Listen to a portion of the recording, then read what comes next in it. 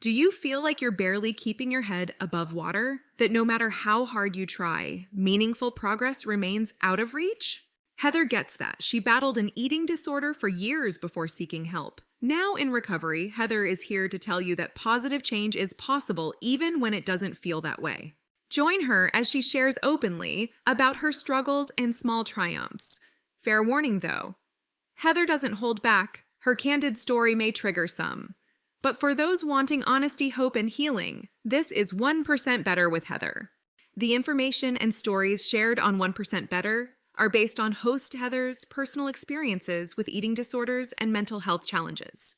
Heather is not a licensed doctor, therapist, dietitian, or other health professional. Her advice and opinions should not be taken as professional medical advice. Please consult your physician or a qualified health provider regarding any medical or health-related issues. 1% Better also contains descriptions of eating disorders that may be triggering for some listeners. Discretion is advised. Hey there, my little gaffers, and welcome to 1% Better with Heather. Today I have a special guest, edWarriorMom, as she's known on TikTok. For the next couple episodes, edWarriorMom will share how she got pulled into this eating disorder hell. No questions off limits. She will speak about her daughter and their experience with the eating disorder recovery system, how this disease affected her family. She will also be discussing her faith in a higher power and how that helped her get through this eating disorder hell. It takes a brave person to come onto a worldwide podcast and air your dirty laundry, so to speak. I applaud her for this. Now, without any further ado, here is Ed Warrior Mom.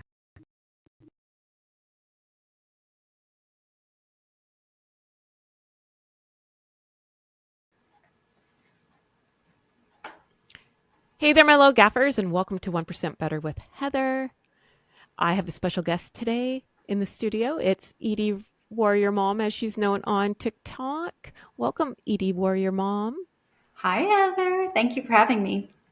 And edWarriorMom's here to shit talk with me, and we're going to talk everything social media and our honest opinions about how we think influencers, the ED recovery community is, and we say it like we mean it. So I appreciate you for that. Absolutely. So you spoke in a different episode about your daughter, and she has social media, but she's not down the ED recovery TikTok, shall we speak? And we hope that we love TikTok. We do. Don't shut down our accounts. But let's just be honest. A lot of them are full of crap. Is that why she doesn't want to go down that road?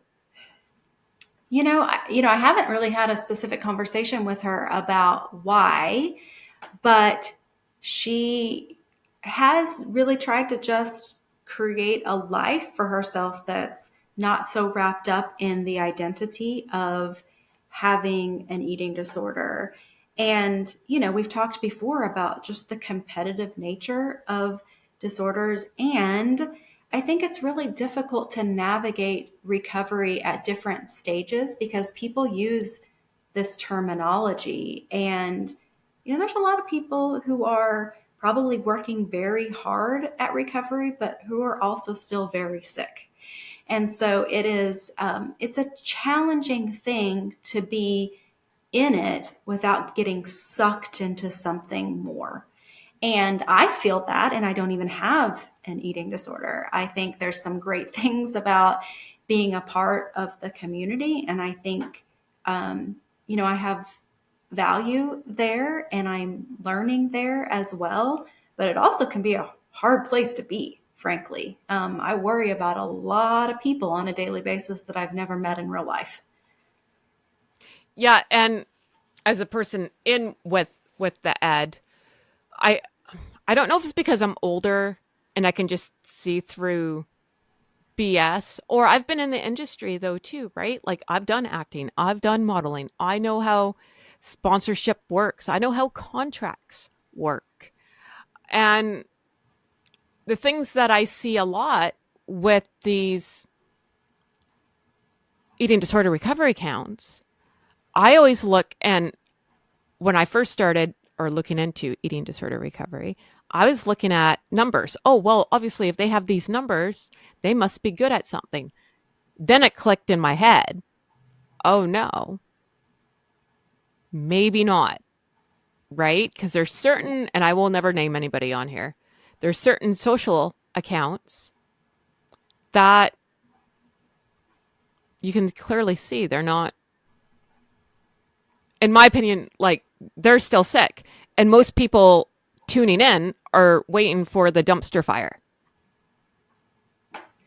Yeah, it's a really hard balance for me because I certainly empathize with just this place of being on a trajectory, on a journey, and wanting to get better and feeling like you are better. And sometimes the sickness makes you feel like you're better than you really are. And nobody should worry about you. You're doing great. What's not to like about where I am? But the problem is that when you put it out there for so many vulnerable, often vulnerable young people to see as the end goal, right? Like if I do that, just like her or him, then I'm recovered. And I think it is challenging because recovery is, I think, a very personal and very person specific process. And it creates this environment where everybody feels like it has to look a certain way. And sometimes that certain way is just a lie, it's just a facade. Yeah. And that's so true because, as we talked in a previous episode, you're never going to be fully recovered, ever. Like if you ever walked into, and there's a certain alcohol program, right? You sit in that room, there's going to be a person that says, "Hi, I'm Joe Blow. I'm an alcoholic." And they could have 40, 50 years of sobriety. They're always a hair away from, you're always one drink away, is what they say, right? Same with, so what I have a problem with when people say, "Oh, I'm recovered and I'm not thinking like," I'm like, then you're a liar. To me, you are. Because you're always going to have an eating disorder. It's walking the tightrope, as I say every day. Yeah. And what does recovered mean? I think I do challenge that language. I think we are aspiring to be not held hostage by an eating disorder, being able to live our lives with freedom and confidence and realizing our goals without feeling like we're being held back by something else. But the human experience in general is going to create challenge, and navigating that challenge effectively without falling into disordered patterns, that takes daily effort. And frankly, you're going to do it better one day than you are the next day.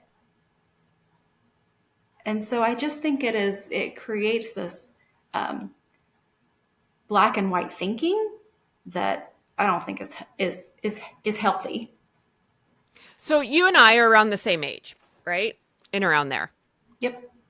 And we both have the guilty pleasure of Bravo. We bonded, right? What do you think, like as an adult, and I'm going to pick on Beverly Hills, of watching all the, well, except for like what, two of them on Ozempic, or one has now, what do you call that? Orthorexia. One already admits that they have an eating disorder and she's trying to, so I give her props. I'm not picking on her at all, right?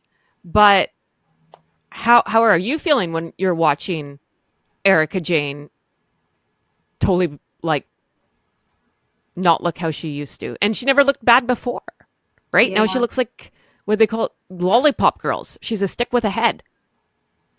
Yeah, I think it's just society in general is so open to and almost endorses, I will say, endorses this concept that smaller is better, no matter where you started, right?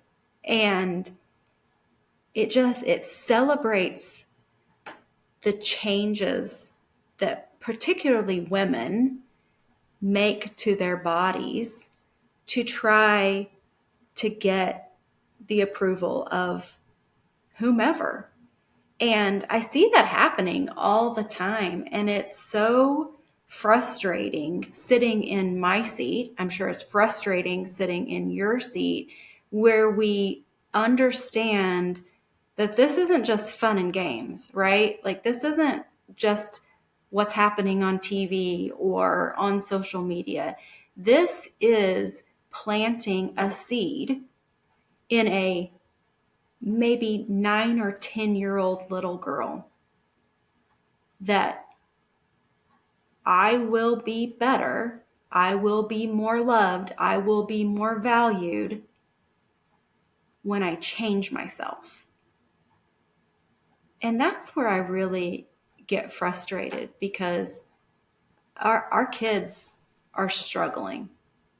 Back to TikTok, I didn't know anything about this community. I totally joined TikTok on a whim. The community is very large, and some of these kids are very young, and they're struggling, and it hurts my heart. And it comes from a variety of places, right? Like, we can't just blame social media. We can't just blame society. We can't just blame families. We can't just blame, whatever. It all works together, but it's significant. It's significant if we're looking at this community of millions of kids who don't have the lives that they should have at 15, 16, 17 years old, because they're now struggling with mental health. I got a problem with that.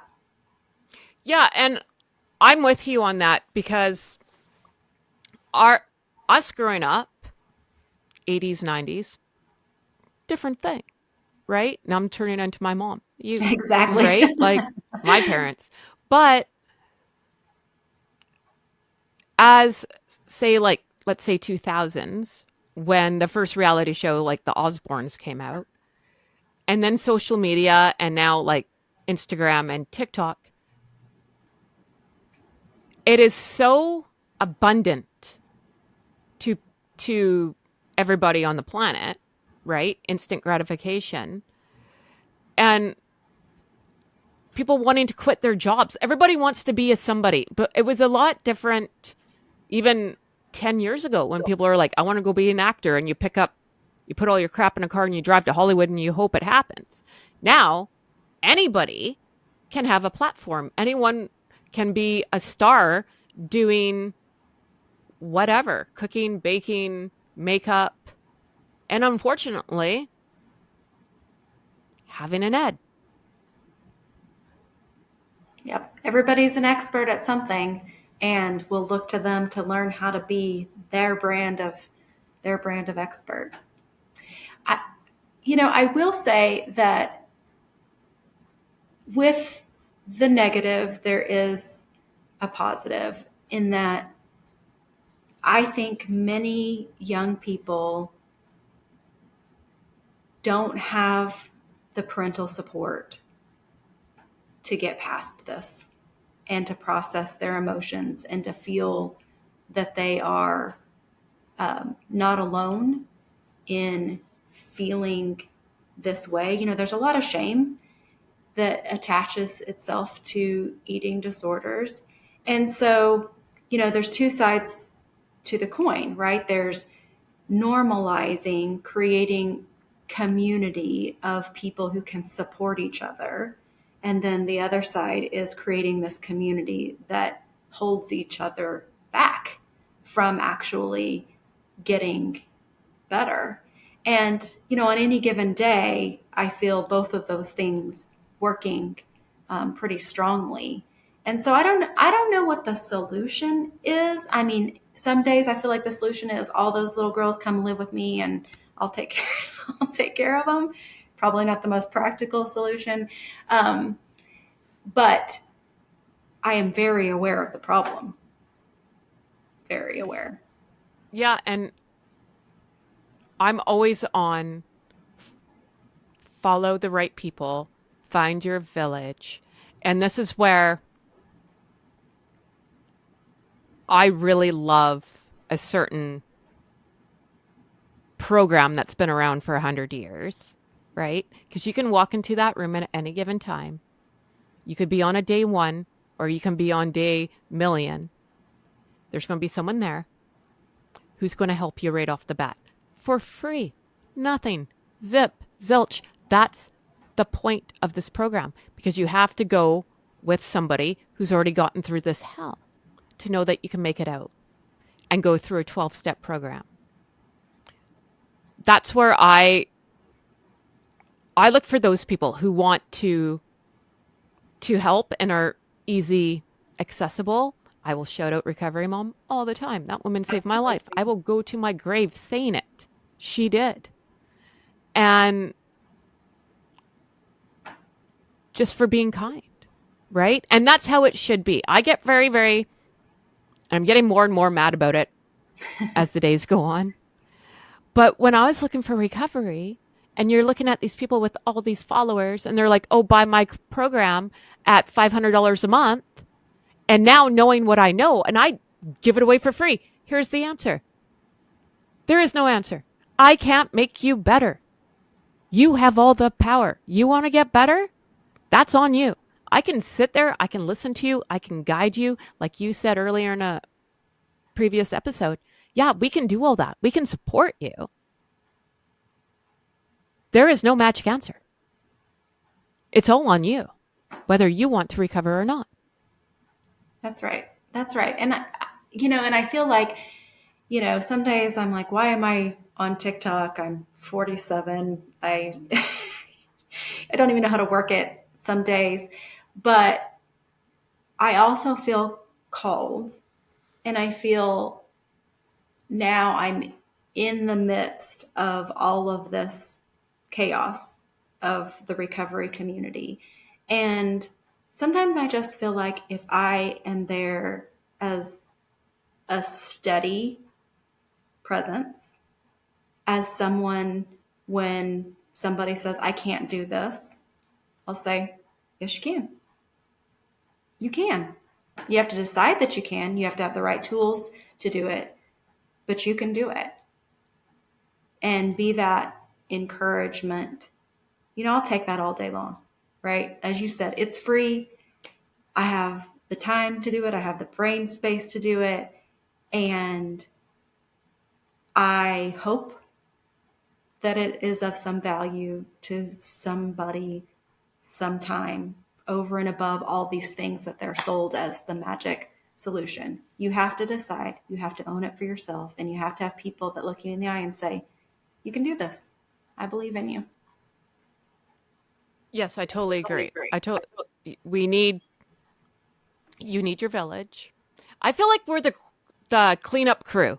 Yeah. Right? Like we just go through and we're like, no. And I'm way more fork-tongued than you, right? I'm just like, nah, everyone's full of bullshit. You're so nice. You're like Mary Poppins. And I'm just like the Terminator. I'm like, you guys are all full of shit, right? But sometimes, right?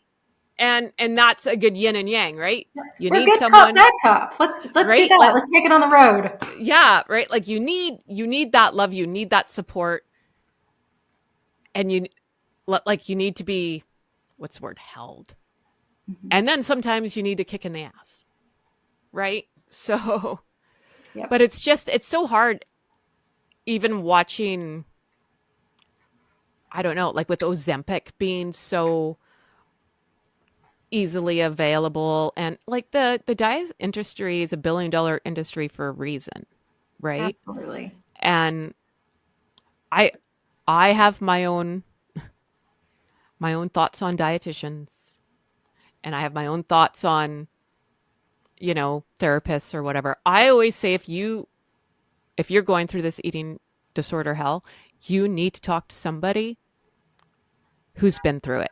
I can't counsel someone coming off heroin. I Yeah. know nothing about heroin, just so everyone knows. Absolutely nothing. How am I helpful? I can empathize, I can sympathize, but even having you adjacent to that, you've watched what your daughters went through. Like you get it even more, Mhm. right? Than somebody who doesn't.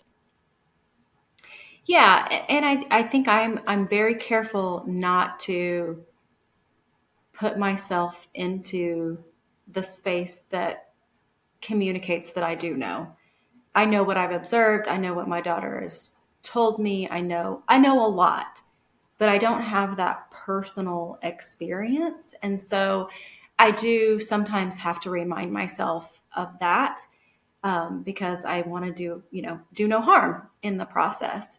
But somebody has to be doing it, right? And so I do find myself looking around and trying to step into spaces that I do think that I can be helpful in.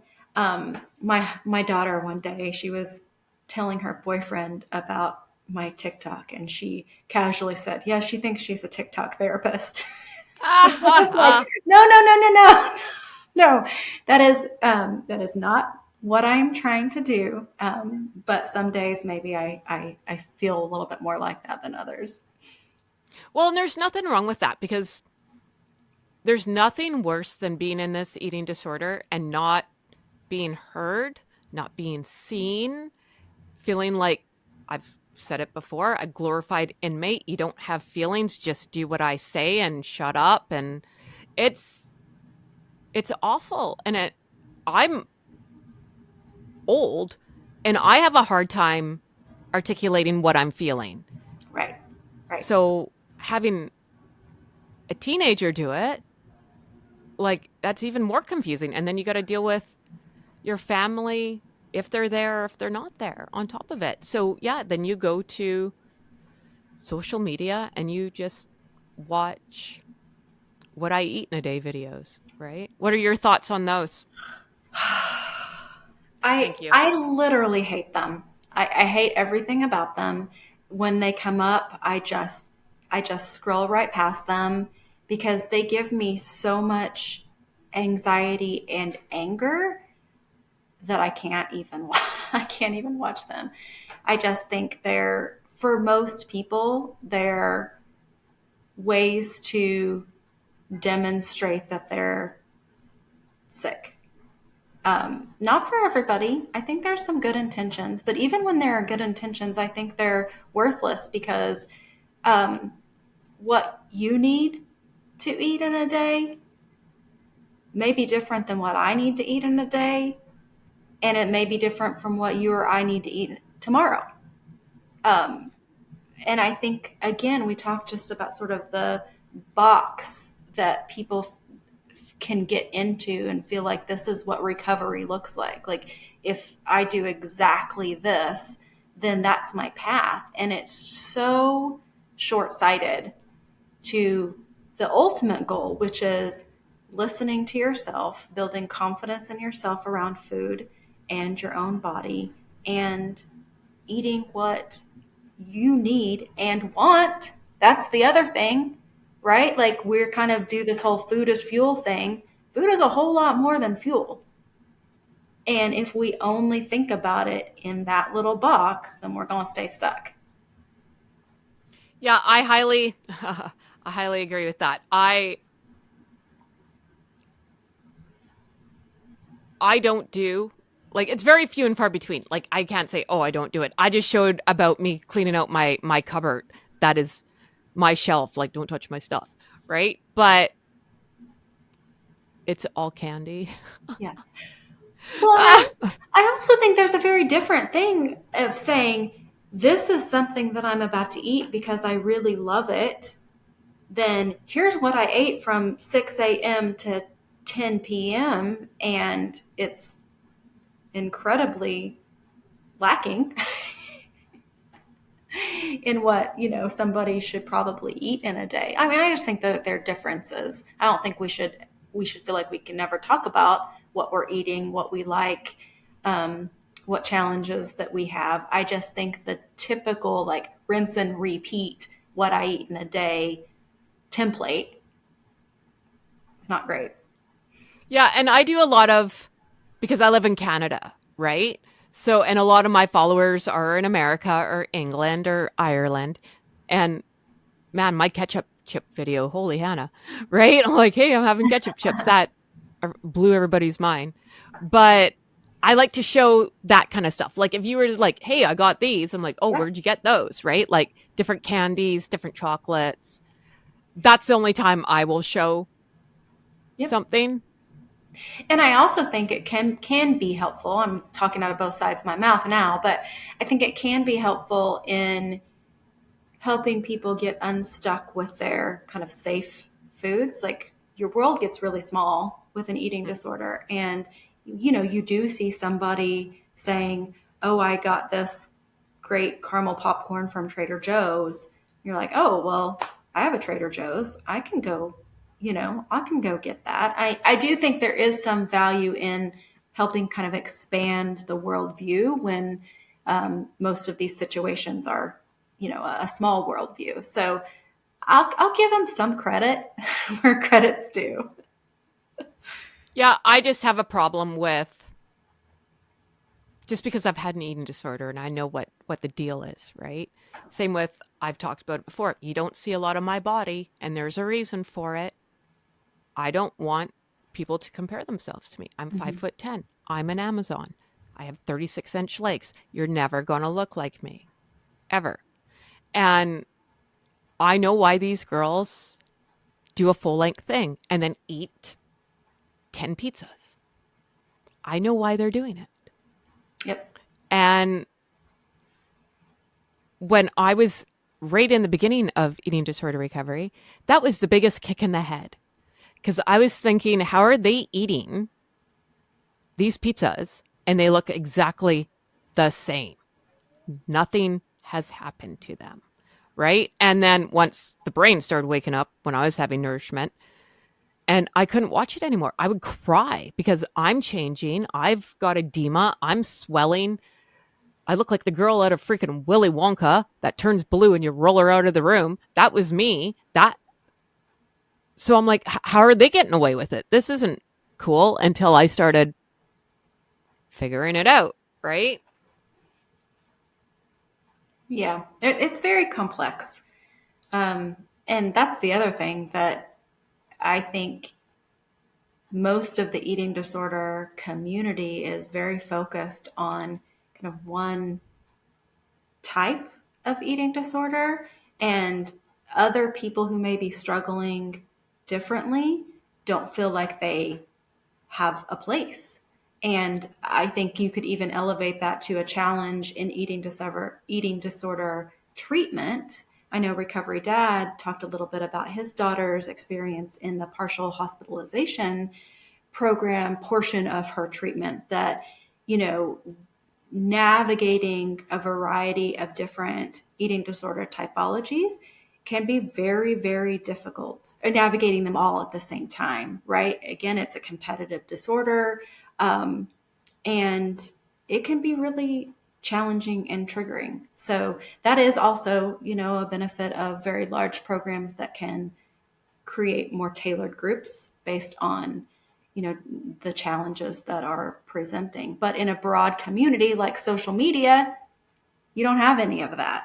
You just have everybody comparing themselves to everybody else and trying to apply what they want to from each place that they visit.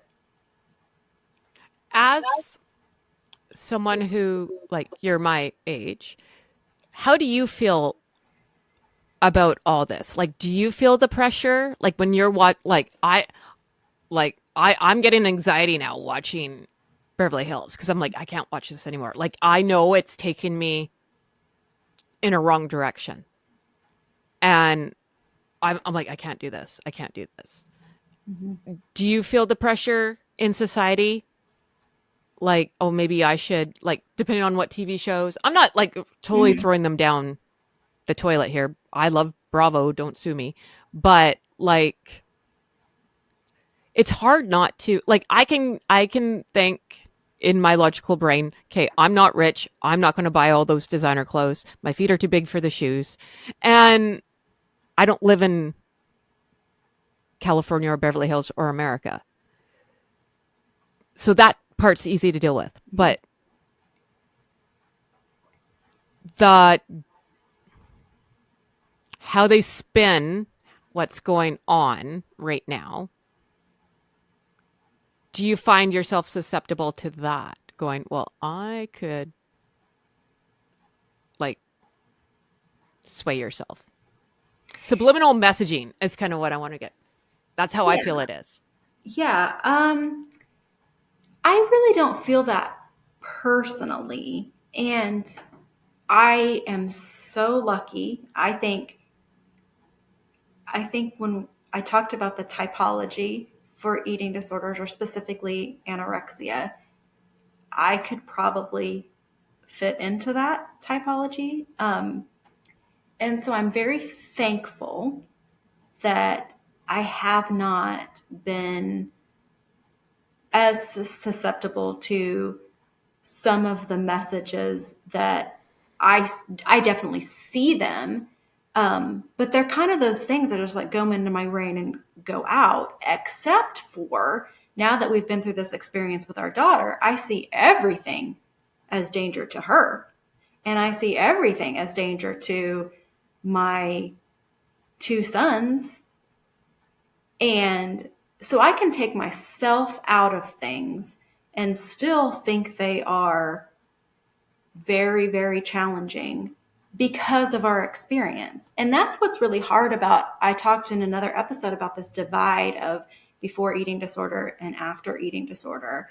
Like, I realized that before eating disorder, I was just like everybody else, not seeing any of those things as problematic and contributing to the problem probably in some ways.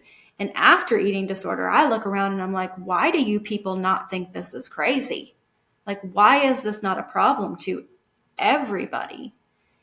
Um, you know, just even in the work environment, I see people who have taken medication to lose weight, and the amount of comments that people feel free to endorse what has happened with their body is alarming to me. And maybe it's because they know that that's why and how they got there. But I tend to believe, again, because of our experience, that if somebody's body changes, it's not necessarily a good thing. It may very well be, but it could be a whole host of things that I don't want to be contributing to by commenting on it. And so, I think it's just hard because we know too much. We know too much, and it's so damaging to our, well, I was going to say our young people, to anybody, frankly. And you're so right there, because I've struggled with my weight my whole life, right? And I was normal for a very long time before this all went down. But the comments, if you have an eating disorder, then you want the more comments. You want the more comments. And I've really learned now, like you said, I don't comment on someone. If they've lost weight, I don't care if you've lost 5 million pounds. I'm going to say you have a really nice shirt on. Yep. Or I like your ring. Or you look happy, rested. Glowing. Yeah. Anything but, oh, you look so. Anytime I hear that, oh, look at how skinny you are. I get some sort of like PTSD or something, right? Like I could feel it in my chest now. It's so weird. So I really, really, really try. I like your hairdo. I like your makeup. For sure. For sure. And, You know, one of the lessons I've learned along the way of parenting a child with an eating disorder is sometimes, you don't even have to say the words to communicate the wrong thing. And I'll never forget the day that my daughter said, anytime I come into your presence, you're not looking at me in the eyes when we're talking. You're scanning me up and down, up and down. And I didn't realize I was doing that. And it's hard not to do it, particularly when somebody's compromised or, having some challenges. But it was a reminder to me that we have to treat people like people first in every situation that has nothing to do with what they look like, what their body size is. And so many of our conversations with people are about the exterior. And you start to just see that in the world around you. Yeah. I love that quote. Your weight is the less interesting thing about you. Mm-hmm. And isn't it true? Absolutely. Isn't it true? Well, I really appreciate you being here with me and Yeah. taking all this time out to talk. And can you tell everybody once again your handle for TikTok and where they can find you? Yep, I'm on TikTok. The label is edWarriorMom, but the actual handle is wendy.with.a.k, which, if you remember, is how I tend to introduce myself when people don't understand my name. It's Wendy with a K. Haha, there you go. Thank you so much. I cannot thank you enough. Thank you. Thank you so much, I Heather. hope you come back. Absolutely. Okay.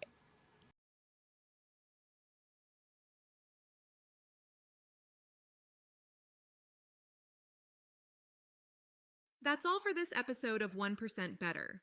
To continue the conversation, head over to our website at www.1percentbetter.ca, where you can access more stories and resources. We'd also love it if you subscribed and left us a review on your favorite podcast platform. And remember, friends, progress takes patience, perspective, and sometimes a little help from people who get it. So be kind to yourself and others as we work to get 1% better every day. We'll see you back here next week.